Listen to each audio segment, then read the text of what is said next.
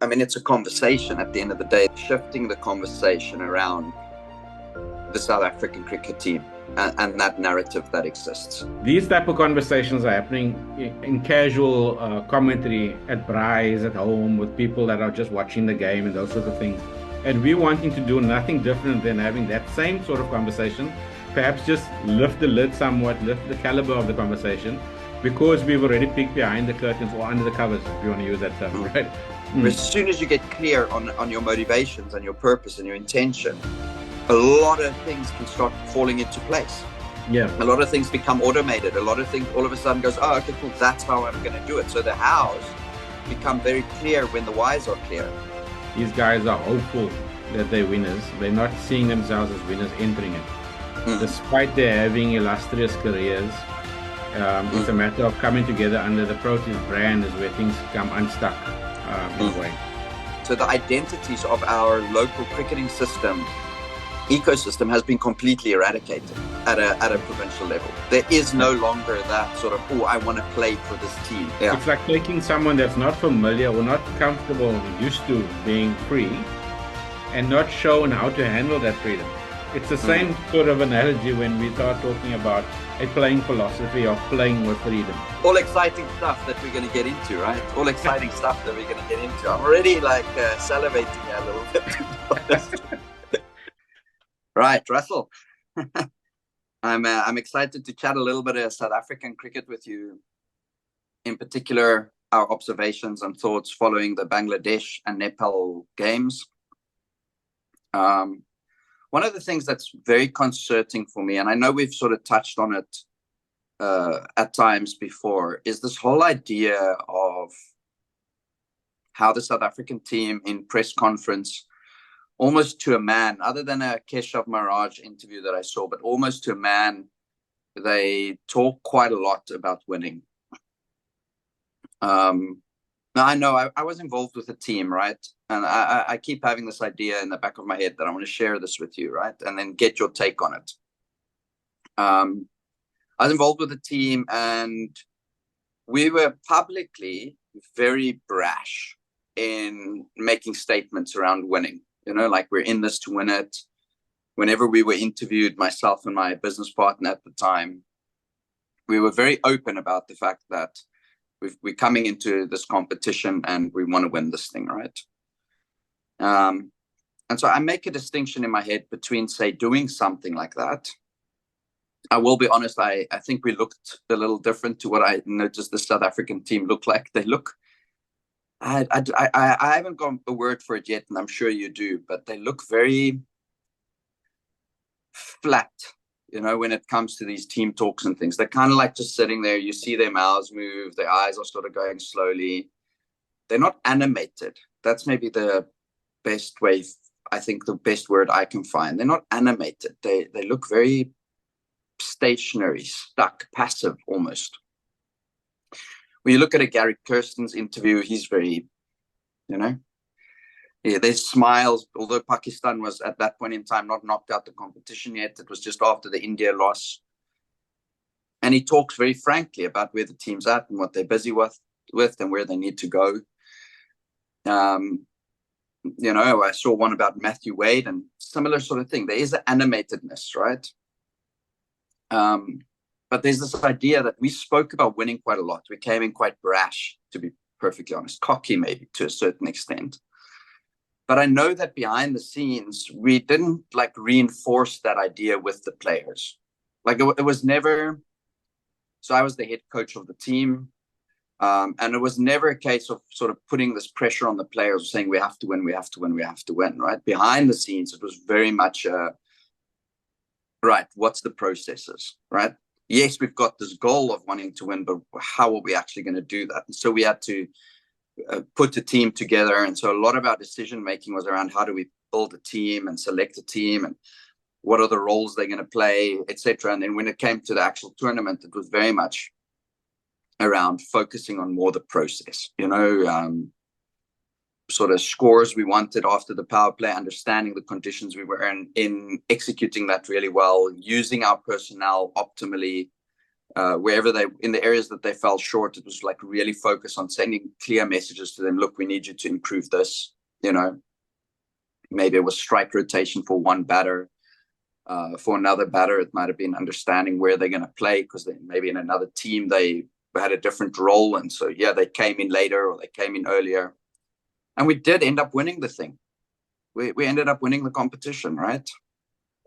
And so I sometimes wonder with this, we see the South African team sort of very publicly and openly talking about that. I certainly know some of the staff members in there, two in particular, and I don't initially think I want to single them out, but my interactions with them, definitely my awareness is that they might potentially lean towards sort of in the environment talking a lot about winning, right? Versus talking about process. When you take an interview like the Matthew Wade one, where he very much just says, we know how we want to play in these tournaments, and we know how we want to go about our business, essentially, and we are making sure that we do that. We're not so focused on the results, and I think there's a stark contrast for me between those two. I'm kind of wondering where your thoughts go with this, and if we had to scratch on this sort of thing a little bit to see where it takes us. Yeah, I think the understanding I have, it's depending on what we're saying we're winning. So obviously the end goal would obviously be the championship, the trophy, and so forth. So there are moments of winning consistently throughout. What we're seeing with South Africa at the moment, are they actually winning in such a manner that it's actually getting them closer to actually taking the overall cup at the end of the day? Because it will kind of build on. Now, there are times where it can be scrappy and where you kind of have to grit through and trying to get over the line. But for the most part, it seems that this team in particular seems a little bit disorientated. They seem to be having some form of cognitive dissonance, because their approach coming into it, wanting to have quite a clear, confident persona, them firing on all cylinders, one of the best teams kind of on paper that they can compete. Again, other teams have gone to the World Cup before, it's been just as strong. So they're coming in almost on paper as favorites and ones that can kind of do it. If you look at our middle order, if you look at our strike bowlers, you look at our spinners, all of those things, the fact is we haven't really utilized our mindset, and our approach to it hasn't really clicked with what has been expressed. Now, it has been tough, no doubt, but it seems like this team has become even deeper conflicted at the moment, because the quiet confidence that Markham spoke about as captain seems to be almost half dwindling at times. Yes, they're getting over the line and they're getting the result, and the win feels slightly empty. It's entertaining games, but the wins feel empty, because it feels more like in this last two games, for instance, that Bangladesh seemed to have lost that game as opposed to South Africa winning it. And likewise, Nepal seemed to have lost the game instead of South Africa winning it. And that's the kind of sense that comes through. So if we, like we spoke about before, if we really assent to the fact that South African cricket plays from a space of ego in terms of the way they approach, right? If they play from a space of ego, it feels like they're playing like with dented egos right now, because they're getting the win, but it feels empty. And can they really celebrate it? Because they know 3 full tosses by Keshav, you know what I mean? The way they defended the last, we won that silly little run out. There's more errors of an 18-year-old getting it wrong in the back end there. They should be winning it comfortably. They were at the stage, Nepal was rated at 99% win over South Africa at the point there, So for me, I feel like, just to come back to your whole concept of winning in your team, if you look at how processes work, processes needs to be that we know ourselves to be capable of winning this cup, of winning the trophy, winning the campaign. So winners win. This is how I see it. Winners win, right? It's automatic. You don't have to keep emphasizing. You just have to keep walking this journey of a winner. And that's where they keep missing it. They're playing for the victories as opposed to playing from victory. So every game they go into, they're still looking for the victory as opposed to coming from victory. But they don't understand that subtlety. And I don't know if many of them can pick it up, because that subtlety has got to do with pure character versus complete arrogance or ego, that old bravado. And they don't understand the chasm between those two. That's where champions are really made. And for the most part, that's where they mess it up. And again, these guys are in the spaces and we've been in the system. And for the most part, we push our chest out. We walk with a little bit of swagger. We kind of want to boss the game. And for the most part, that is the thing that's being challenged. So yes, the wins are coming, but they're coming at the expenses of our dented and bruised egos. And they don't actually know how to carry themselves because they're not coming from victory. They're feeling defeated, but the W is there and the 8 points is there. And they're going into the Super 8s by playing very scrappy cricket, and their identities are also scrappy. So it doesn't actually, for me, it doesn't look like they feel like this confident bunch that can go do it. However, in times past, we have seen different teams who are played hopeless in the first round, right? And they come good. But there are no real clear signs that this team, the Proteas team, is actually going to be doing that because the conditions are playing against them. The opposition that they're about to go up against is probably just more hungry than what they are and more clear about who they are collectively as a team, the way they're teaming well. So it's going to be interesting as it enters the next phase because it's been very entertaining, but it also has felt very empty in terms of our win. If you just look at, sorry, I'm just expanding a little bit farther now, but if you just look at social media type of comments and those sorts of things, if you watch any of the articles, people are wanting to celebrate the 8 points. They're wanting to celebrate that we got, 4 wins and all those sorts of things. But we can't help ourselves because the reality is, how did we win? How did we play those games? Are we really playing in the right spirit? Do we really have confidence in these guys? Do they have confidence in themselves? Or have they completely actually lost themselves in this whole approach? So that's why we phrased it the last time, is a win winning? And what is these moments of winning that we're building on top of each other, like building blocks, so that it becomes this foundation where eventually we can put this trophy on? I'm wondering, I love everything you say, right? And I'm wondering sort of where the confidence lies, right? If you think of, I keep thinking, are we lucky? Like, are we lucky, or are we actually, winning cricket games in the manner that warrants us to really build confidence and feel good about ourselves? And I think the thing that concerns me in this area is, and again, no disrespect to our opposition, right? No disrespect to them in my statement, but we're playing Netherlands, Nepal, and Sri Lanka, who of late hasn't been that great. Even Bangladesh, as recent as I think on their whole tour to the US, they lost to USA 3 times. It's not like they have been this world force that we've knocked off their pedestal, right? So our group hasn't necessarily been that difficult. If you go on form, which we often do, sure, our form hasn't been great either, as we've sort of mentioned before. But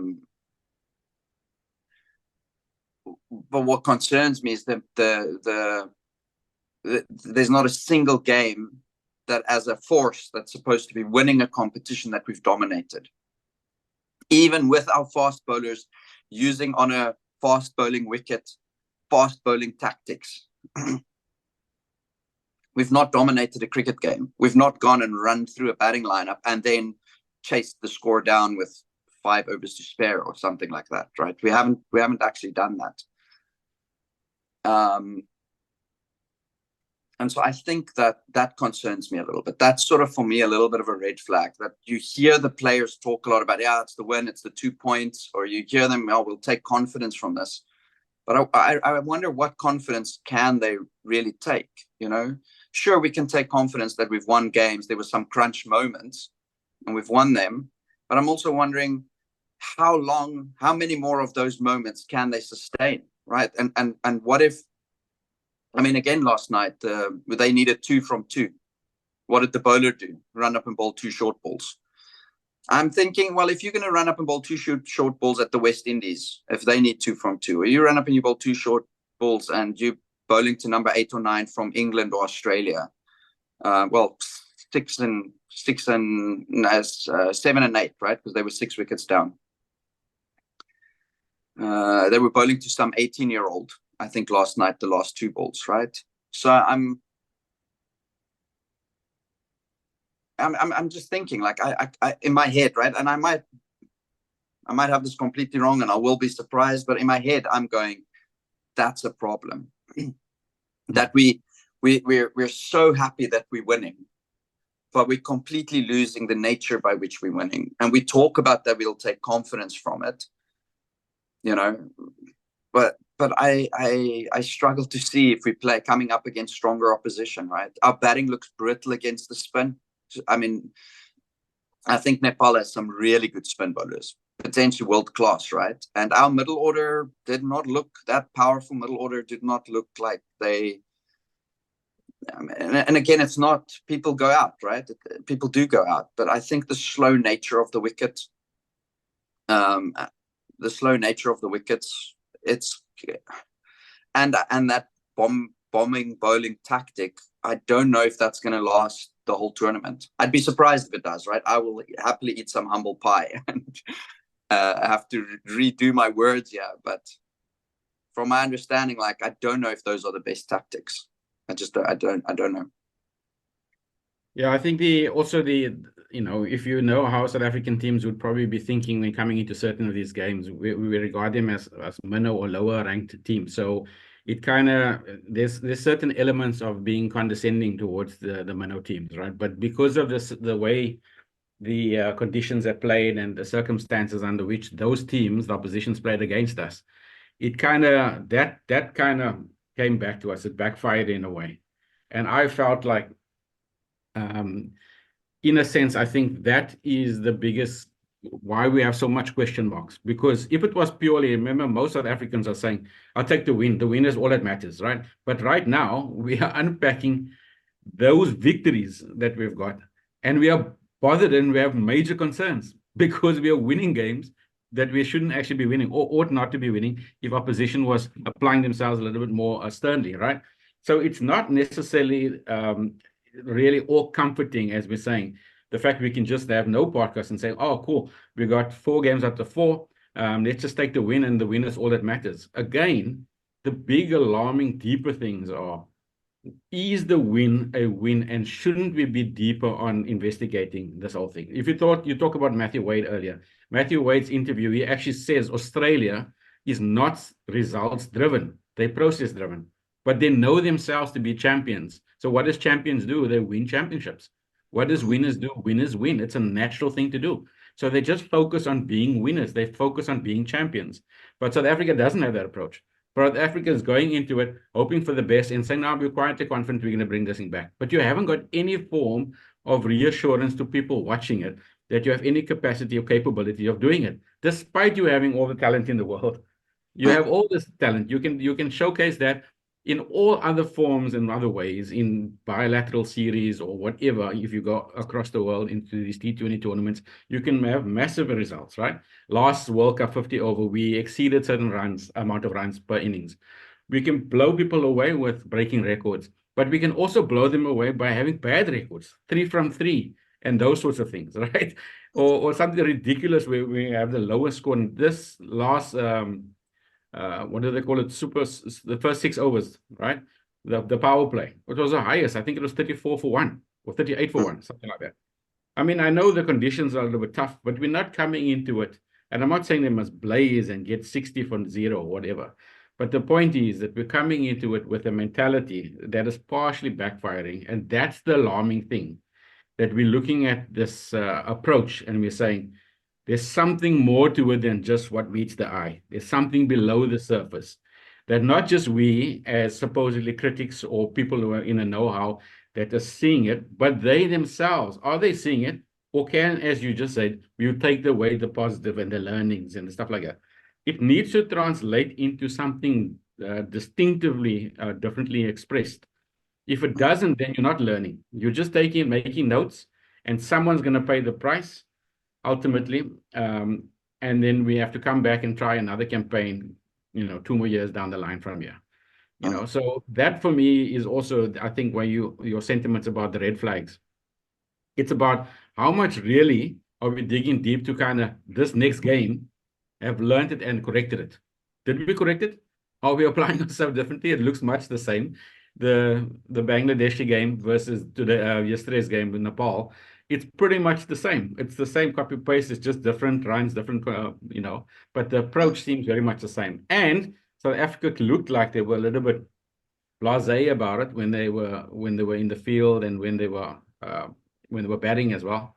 The approach seems very nonchalant. So those are some of the alarm bells, that I can also echo.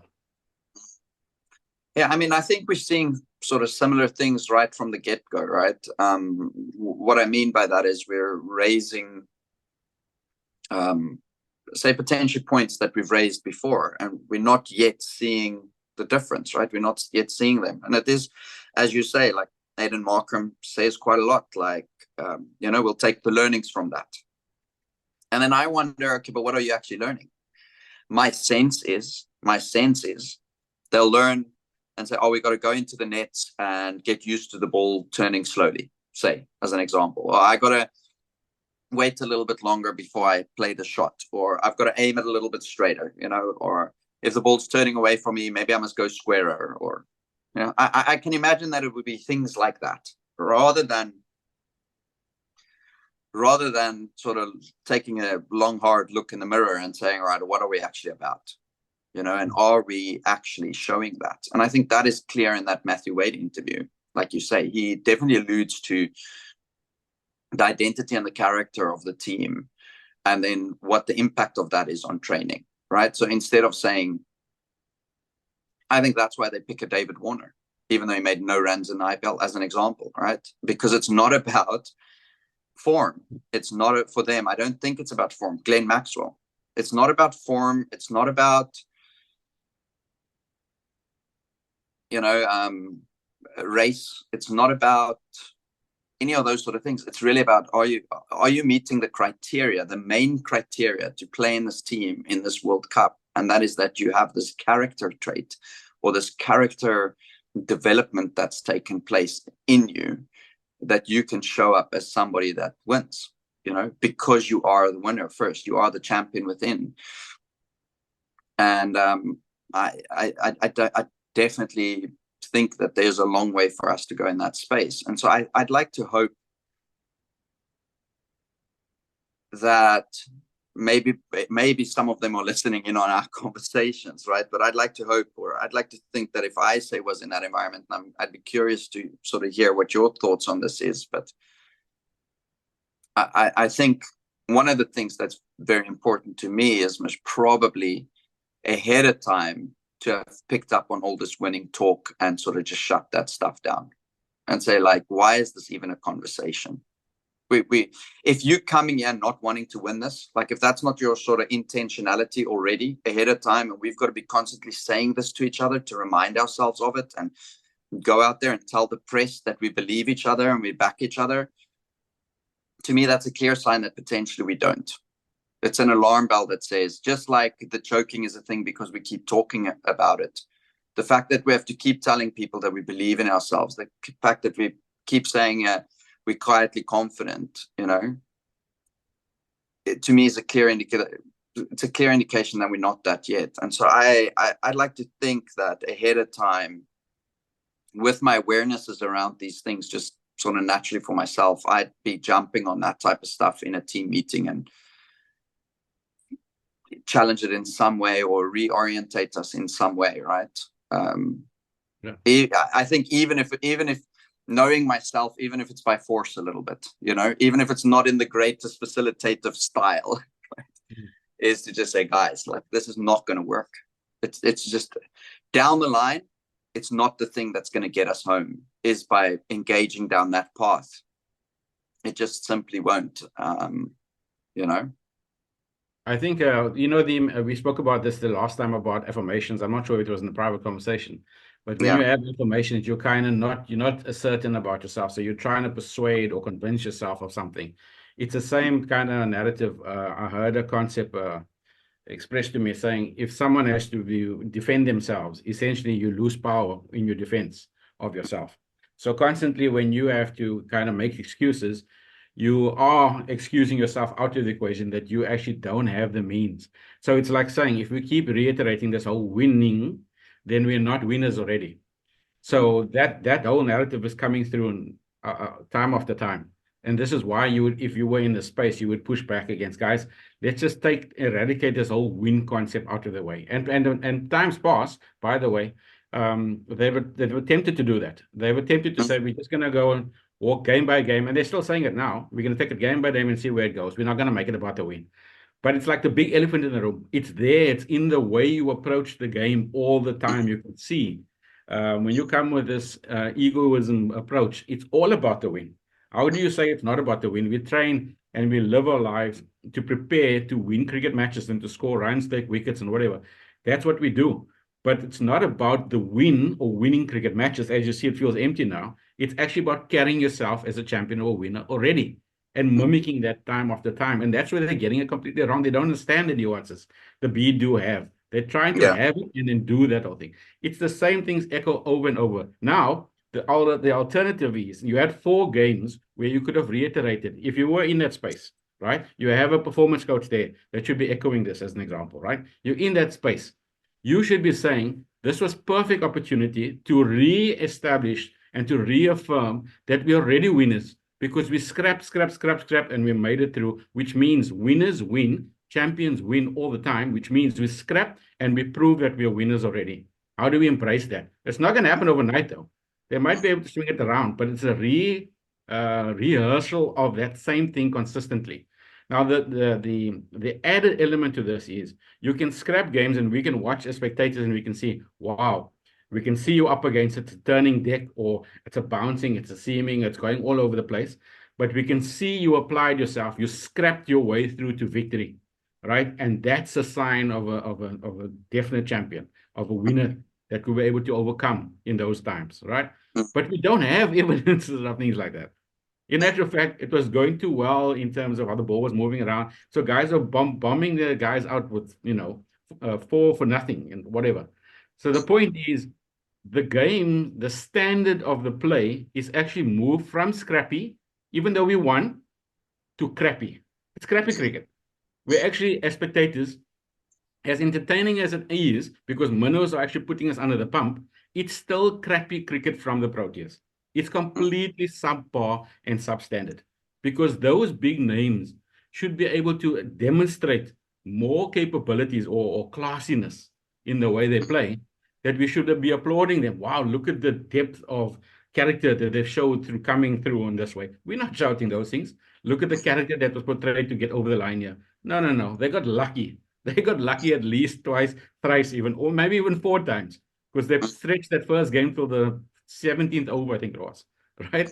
They went chasing 70. So the point is that if we were in that environment, for myself, and let me speak for myself, I would be saying, you're not making win the target. Win needs to be an inevitability, right? Because you're a winner.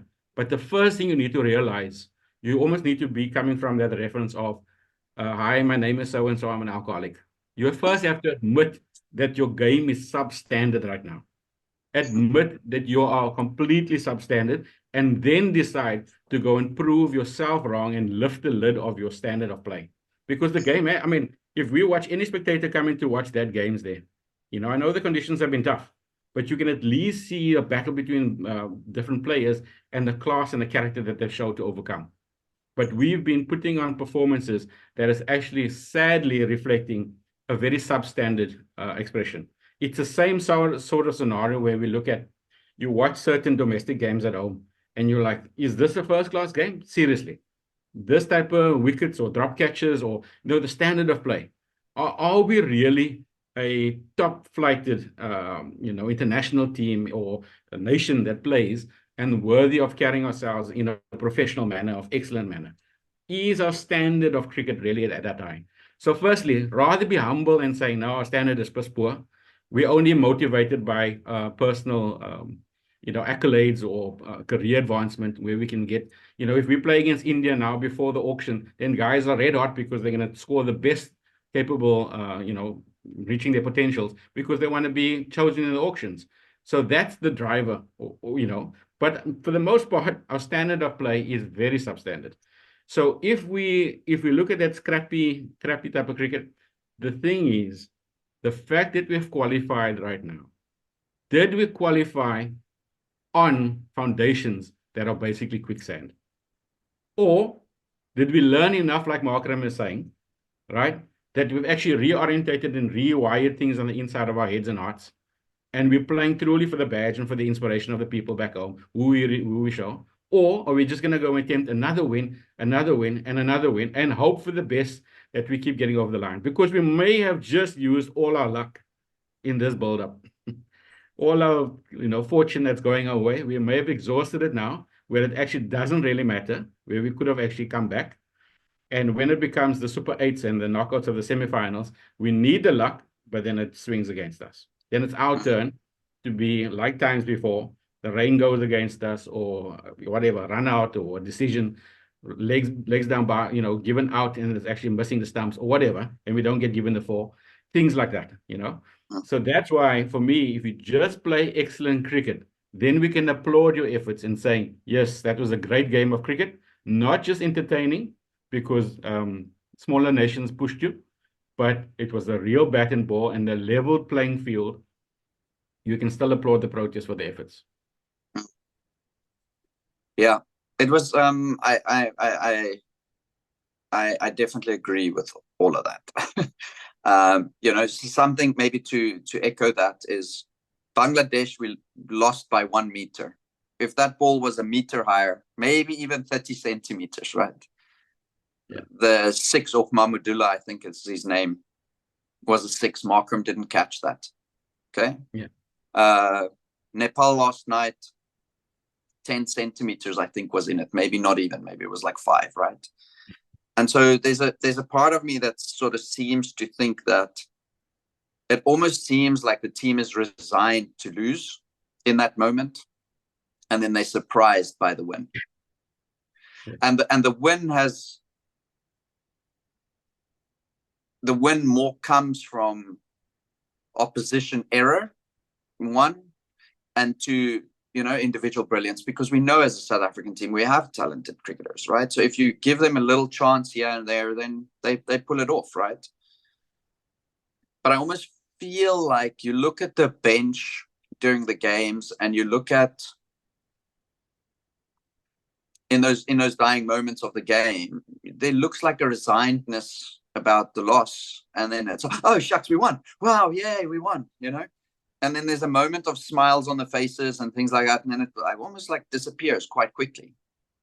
Now, you don't know, maybe that's focus, and I'm not a big fan of, say, reading too much into body language. I think you can get yourself in trouble because you don't know, right? Somebody could look down and out and miserable, but inside they're happy, right?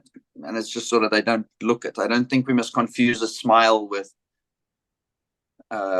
sort of where somebody is, or a sort of quiet demeanor saying, well, they're uninterested. I don't think we must necessarily step in those boundaries in that way. But there's an eerie sense for me about it, right? Like there's a weird feeling about it. It's not like I look at that and you go, okay, the way they move, the way they sort of speak, the way that it actually shows an exuberance or confidence really, really, really shining through. Sometimes we can use words because that's what we want to be, but we know we're not it. And sometimes we use words just for the sake of, we know it's the right thing to say, right? And we wouldn't know. We wouldn't know how it is in that change room and how it is in that environment necessarily. But yeah, I'm so interested to see how it goes and how it unfolds. I do know that I think a lot of the public is picking up on it. Like you said earlier, you look at the social media sort of comments, they definitely alluding to the fact that all doesn't seem well and right, Yeah. Also, I don't know if you picked it up, like, so with the current South African commentators that's there, Sean Pollock, Graham Smith, Dale Steyn, yeah, those are ex-players, right? As an example. I was wondering at the time when I'm watching this game unfold, because I'm watching ball by ball, right? And it almost sounds like they even resigned to the fact, almost partially embarrassed. This is just what you pick up sometimes in the way they're partially defending the South Africans and trying to find reason for why it looks so poor, in a sense, right? It sounds a little bit manufactured, in a sense, because it's one of those scenarios where, again, and by the way, we also got these commentators where I feel we need a little bit more freshness, because they bring in the same sort of way of looking at the game over the years. I think we need to have some left field, radical, different commentators, right? Someone who can see the game completely outside of them being in a change room like the Proteas, because there's too much defensiveness. They can't call it for what it really is, right? But that's just a side note. I just mentioned that. My point is, I'll often wonder if they were to be like walking away from certain games where we got over the line, if it feels like a shell of a victory with no substance. And they know that. They know it, know it deep inside. Yeah, you dodged the bullet here today and you got to win. Now, how much is a win more important than actually the way you're winning, right? And again, I'm reiterating the same thing, but that's the point that I'm going to listen to the commentators. It sounds like they're trying to paint a certain picture and a certain narrative that the win is super special, and that's the main thing. And they got the 8 points and they qualified for the Super 8s, and that's how competitions go. And you can fluke it. But they're saying we're still feeling a little bit embarrassed because their commentators, their colleagues, will probably be pulling the Mickey out of them over a glass of whatever after, or in the restaurants or whatever. They'll be having digs at them. You know how they're like, because they know that the team is a little bit fragile, or the way they're playing, it's touch and go. They're almost mimicking. Are we going to get the right side of, we talk about Pakistan at times. Is the real Pakistan going to show up, or is it going to be this Mickey Mouse mushroom type of Pakistan who's just going to fold? It's almost the same thing for South Africa. Our standards have completely dwindled and disappeared, particularly when it comes to these types of things, right? And that for me is the indictment that's at play here. And I think if these commentators were to be direct and transparent, that's really what would be on their hearts regarding how this team is playing, right? You heard about Dale Steyn speak about the 2015 World Cup, where he was shattered and he couldn't even pick himself up from that losses, because they were so heavily invested into it. And when they lost that, it was a huge, huge disappointment for them that they almost couldn't recover. It felt like their whole identities have crumbled. So if that's what they felt as a result of that experience, imagine now sitting there and seeing the same thing being repeated with the next generation of the same players that played with him. Quinton de Kock was there. All these players were there. You know what I mean? And it kind of is like you've gone from bad to worse in a sense right now. So it's almost like this pattern of we're drifting down this spiral and we can't pick it up because there's no real substance to the way we play it. So this is the thing that I thought about. I don't know if you can recall, I know we both have kids. If you recall the cartoon movie Cars, right? If you think about in the racing analogy, where I think it's Lightning McQueen as the main was about to win, and this guy that was in third place actually knocked the second place out of the way because it was like a consistent grab. And then the cunt spun out, whatever, and he halted just in front of the finishing line, right? And he went back, sacrificed the win, right? The race win. When he brought the old dog over the line, he says, you must finish your last race, because it was his last race. So that character stuff came through. There was another scene just after that, where the sponsors actually turned and said, congrats on the big loss, you buckle. The way you win is essential. The way you play and the way you race and the way you go about your things reflects what's on the inside. And for right now, all the talent in the world, these guys are showing there's not much on the inside right now. Unfortunately, that's what it looks like. It's very much a shell of superficiality that's at play. And all that they really make it out to be, it's only about just get over the line first, and then we're going to go home and make it up, whatever it's going to be. But it's still shallowness on the inside. So for me, it's the reverse of the phrase that I often use in terms of spirited cricket modality, right? It says, if you play to win, right? If you're playing as a winner, you're guaranteed to win, whether the game is won or lost. Which means you'll always be the champion. If you get the match won your side or lost, you're still a winner. You walk away triumphant. Right now, they're getting the plus, they're getting the win, but they're walking away not feeling like winners, because it's the reverse. So they're playing to win, but they're fluking the win, so they don't actually feel like winners because they got it lopsided and there's no real substance to it. Essentially, they went over the finish line and they sacrificed their character and their principles and what they're all about, and they left at the side. Because now they go in with that same energy. No, we won, we've come into it. And what do we have? What substance do we stand on? There's no firm ground that we can stand on saying we deserve to be here at the Super 8 based on the 8 points. They don't feel that. But they're going to be facing opposition that will probably have the reverse side of the story. The USA, we felt like we've accomplished a character win and cricket wins. And therefore, we're going to play from both, right? Yeah. We're going to be playing against Scotland. We've got 5 points, and we've won against the top players in our competition. England versus, who's the other one? Australia, I think it is. Australia. There's big teams, and they managed to get through, if they do get through, because they must still play today. Then they will come with character wins and cricket wins, right? So those guys that South Africa has to play, the West Indies have been playing a little bit poorly here and there, but they have the support of the people who they play for in their hometown. That's going to be a big thing. That's going to drive their character and their cricket expression. What do we have? We have Inspire and Unite when we were building up towards this thing. Then we let it go completely. We threw it aside. That's our depth. And now all of a sudden we're just saying, no, we need to win. We need to find a way to win, and we're going to choose this 11. We're not going to rotate it. We're not going to give other guys chances. We're just going to take Maharaj out because he's a little bit fragile after he's bowling that last over, perhaps. And let's try to get Watsam into the game, to brace in the game. But all our batters must bat. So what are you saying to the bench? Rickleton, we don't need you. We don't need you, Coetzee. We don't need you, who's there? I don't know, there's a few others, right? We don't need you for now. But hopefully, if we do need you, that you're ready. But I know... We believe in you. We believe in you, but there's no consequences to this Nepal game. It's just, we already qualified. We're already gone in. So we can play you and get you like kind of match ready. And if you were to be thrown in the deep end, you can play. No, we're not going to do that. We need to give our guys more chances of getting red hot because the top order hasn't fired, right? They haven't fired. So we can give you more chances. But then they go and score 115 on the deck. So it's not like the objective of giving them another chance has actually played off. That it came through. It backfired again. Yeah, 100%. 100%. I had a thought. It's disappeared now for a moment. Rugby. I see on social media, the South African team, it seems like we're making this win by 1.1 run thing, right? If the Springboks played against...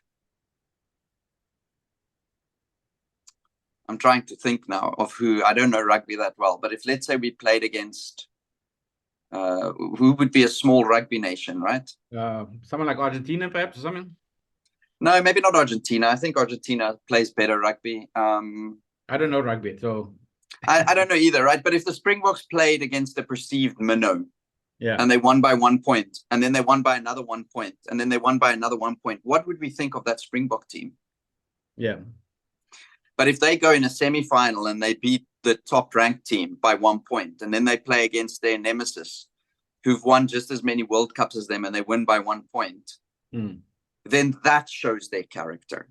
That shows, and I think that's where... Japan. That's where we were heavily embarrassed by that, when they lost to Japan. Yeah, But it was a once-off affair. Yeah. And hey, you're going to lose. Like sport, you can't win everything, unfortunately. And cricket by its nature is a game that you lose more than you win, especially as an individual. Right? The best batters in the world score above 50 in test match cricket 30 to 40% of the time, which means 60 to 70% of the time they're not. And so I think unless you have a well-developed understanding of who you are, your identity, your character, these sort of topics that we tend to speak about, unless you have that really nailed down, and if you want to use the win as the thing that helps you define that for yourself, I think you're always gonna, what are you showing in those tough moments?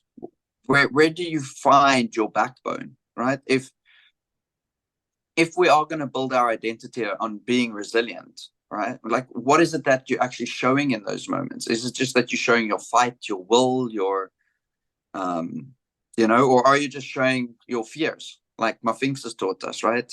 You're coming from a place of, I better not lose this because I'm going to look bad. And then we find some energy, right? And that type of energy, I don't think is going to last. I don't see it really Yeah, and then we win this. Let's say freaking miracle happens, right? Absolute miracle happens, and we can just keep soaking up the pressure, and we can keep finding a way, and we can keep, I don't know, being lucky, scrappy, crappy, right? And still manage it at the end of the day. Are we all of a sudden going to feel like winners? I don't think so, because you're placing the win you're placing your sense of identity on the outcome. And so 2 months from now, we go on a tour and we lose. And then what does that tell us about ourselves? And so the mere fact that we want to use the outcome to define us, I think, just sets us up for the cycle to continue. So great, go win it. I think that next one's going to be really tough, because now you're going to have the pressure of thinking you should be that, but you're not that yet. Right now, we don't know that we're that yet. We're waiting for the win to tell us.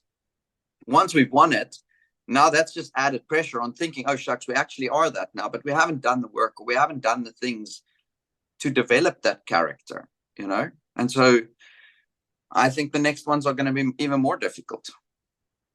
What I found quite humorous, actually, and I thought about, in offline conversations, just casually. I actually made a joke about this. I actually felt that South Africa was actually getting one definite objective accomplished without them realizing it indirectly. They've actually groomed other teams how to choke. And choke better than them. And choke better than them. So that's what it seems like. It seems like we've got this whole choking thing over the years. And then we came into this type of World Cup scenario under different circumstances. And there are teams we come up against, and we've kind of showed them how to go about choking, because that's what we've done. They the chokers, not us now. If you think about all those games, right? All three of our games, I would imagine the Sri Lankan game also, they were consistent, not just with our game, right? You look at how they've gone and played, and the opposition that we've come up against have come up on the losing side of it, and they can obviously say, no, we're the chokers here. Now we marked that up. It's on us. Even I think Nepal said that themselves on their social media, directly said that about themselves. We marked that up. We should have had that game in the bag, and we messed it up. So South Africa has groomed the next generation of chokers, and perhaps that's one way to dismantle the chokers. They just keep handing it over like an award to someone else, right? But my point here is, no, you can finish. You can finish. Yeah. So I just, I looked at this whole thing, and I thought about the missed opportunity that cricket as a whole has here. We constantly fixated on the fact, like, who's winning over each other. But if I watch India versus Pakistan the other day, I got pissed off and annoyed as well, just watching it, just as a cricket follower, just as someone. And I'm thinking, surely, Pakistan, you can really play a game or caliber of cricket far more worthy. And I understand the conditions, understand all the things, working against them. But surely you can get over the line with what you have there, right? There were 2 down, just needing 40 or whatever. Yes, India done their part, but it's not only on them. Let's just, the game feels to have been robbed us of its sacred value that it can offer, where let cricket be the winner here and give it your best, man. Give it your all, give it the excellent expression. But consistently throughout this World Cup, there's been expressions within the game. Yes, exciting, close finishes, entertaining, but cricket was ultimately the loser, because the way certain players or teams won versus others lost, it didn't feel fair. Like, why am I wasting my time watching this game? Because it feels like the game, it depends where you stand, obviously. But if you're just a blind, ardent follower where you just want your team to win, you're still going to be cheated of a good game of cricket, a good expression of what the game offers, So I always say, if you're going to play the game, particularly with youngsters, right? Play the game in such a fashion that it's not team A versus team B, but it's actually cricket that's competing to have an expression of excellence, with a team A contributing, with a team B contributing. Then at the end of the day, we can turn around, shake hands, and say, it doesn't matter who won the game here. Cricket's a winner. Yeah. It was a great day out. People enjoyed themselves. They're going to continue speaking about promoting the game because they want to have another experience like that. But when you walk away, it feels like, that's a shallow, it's disappointing, it's an anticlimactic, but the aftertaste in your mouth, all those sorts of things. And I think that is indicative of what's been happening in this World Cup. So, it's a sad reality. If you're going to look from your lens of my team, then I think you're missing out on the bigger thing that cricket's actually missing out. We need Pakistan to be playing their best form of cricket. We need those guys to be firing. We need South Africa to playing their best form of cricket. You know, the new Nepal's coming up. Not so many drop catches. You must get over the line and get confident, be the best. We want the game to grow and want it to be excellent, you know? Anyway, I hope I didn't take your thought away from it. No, not at all. I made some notes here.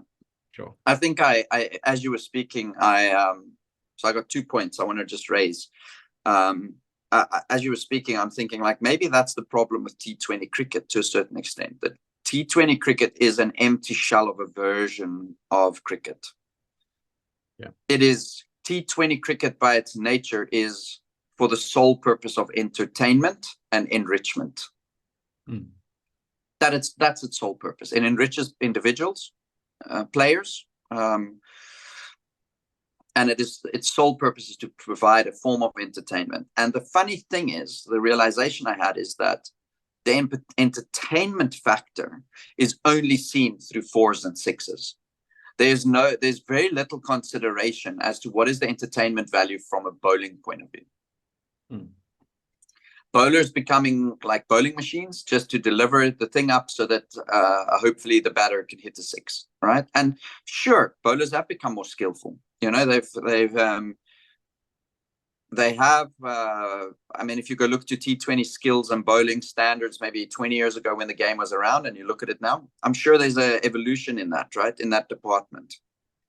But my sense is, if you arrive on a flat deck, the only things that sort of got consistent pace off the wicket, the only thing that you can really change is pace through the air, because the ball loses its shine so quickly. So swing is out of play. Seam is not really a factor. And so all you could do is maybe you could bowl like cutters, you know, but if you play on a wicket like the Wanderers or whatever, where it just skids on, a cutter doesn't mean anything, right? So all you could do is like bowl a slower ball and change your lines and your lengths. And I've actually enjoyed the New York games. I thought, wow, this is phenomenal cricket. You're seeing skillful. You've still got to have the skill of batting. And bowlers are allowed to exhibit skills that maybe at times you'll only see in test match cricket at this point in time, you know? And I think that's a truer reflection for me of cricket. If you want to fall in love with the game of cricket, then falling in love with the entertainment of 6s and 4s, I don't know if that's the real essence of the game. I don't like it. I think it misses a little bit of a trick there. And so I think we've gotten into this place where batters get disgruntled if there's a bit of movement. And batting skill as a general has gone down. You watch test matches, if there's a little bit of movement in the wicket, teams get bundled out. 2-day test matches, boom, done. You know, it's over because the skill of batting is actually deteriorated. And I'd like to think that there's a place, and I know we're going to have a conversation on coaching, hopefully in the next couple of days. Maybe we can unpack that a little bit more in that conversation more than in this one. But I'd hope that, like, those games were exciting. Even if it was just 120 or 115 or 110, batters had to like really bat, and bowlers had to still be on it. They had to utilize those conditions, you know. So I think I love that. I thought that was brilliant. Now you get into the West Indies, and I think there's something in it with the ball. Maybe lesser for the seamers, maybe a little bit lesser. And I think the deeper the tournament goes over the next couple of weeks, with wickets having multiple games on them and things like that, maybe less and less the seamers, or you never know. If there's inconsistent bounce, that'll always keep a South African bowling attack in there with a bit of extra pace, you know. But the spin is definitely going to come into play a bit more. And so I think there's at least something in it for the bowlers, right? I think that's exciting. That's the one sort of point I just wanted to raise. And the other thing... Sorry, before you jump off that one, because I just want to reiterate something on that point. You got that written down, right? Yeah.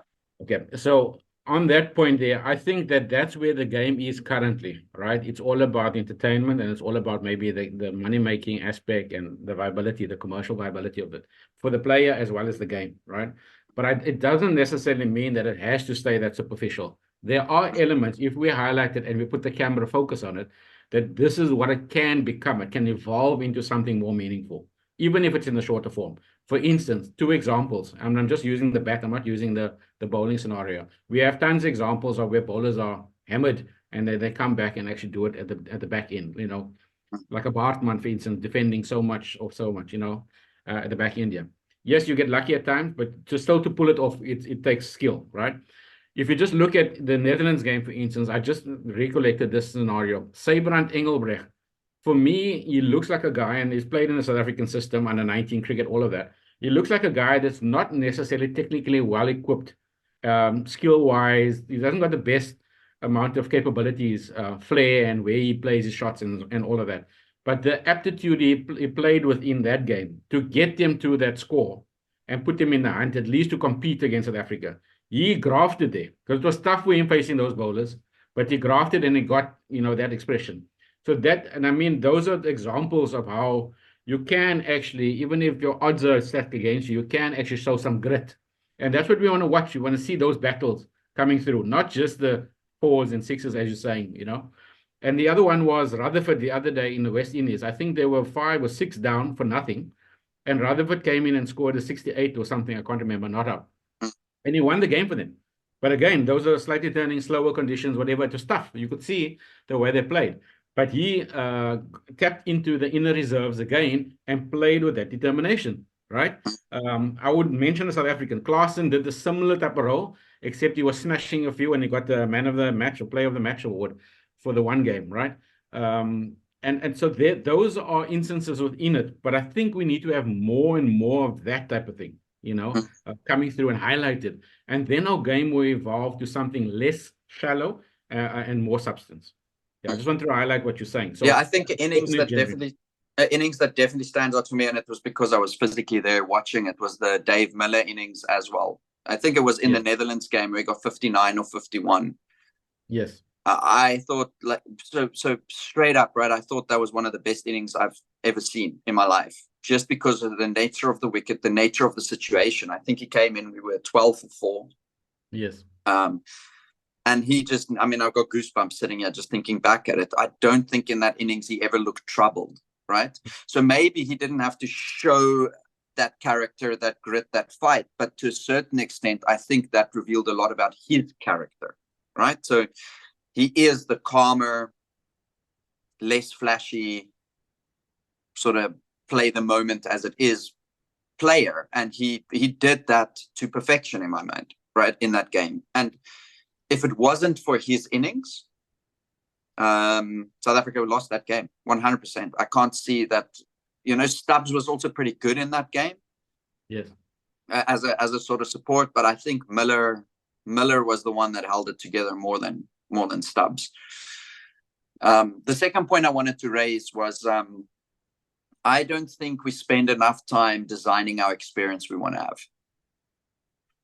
have. What I mean by that is